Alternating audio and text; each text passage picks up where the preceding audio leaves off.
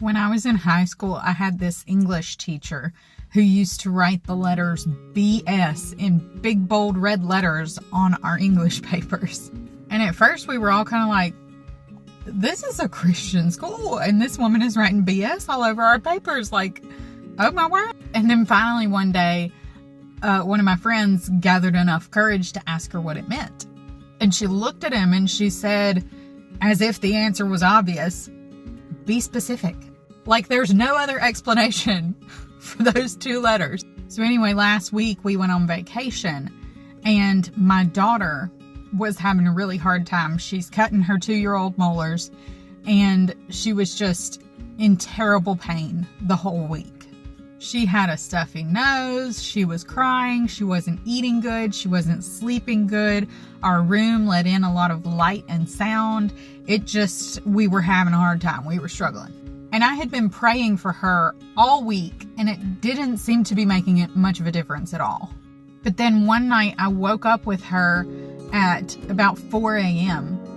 and I was just sitting there and I was like, okay, God, we've had 4 days of this. Like, I need some relief. I need you to take away her pain. I need you to take away all the snot in her head so she can get a good night's sleep.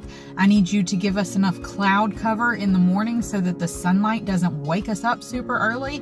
And I need you to put us in the deepest sleep for the next 3 hours so that we can wake up well rested and able to go about our day.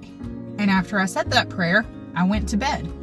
I woke up the next morning an hour after I normally had been, and I felt amazing. And my husband said that my daughter woke up at her normal time, but that she woke up happy. So I was just sitting there going, thank you, God, for answering my prayers. And then he said, be specific. And I just started laughing because I thought of all of the times that I saw big red BS letters on my English papers. Like it was ingrained in my brain to be specific. And yet I still needed that reminder. The thing is, specific prayers get answered.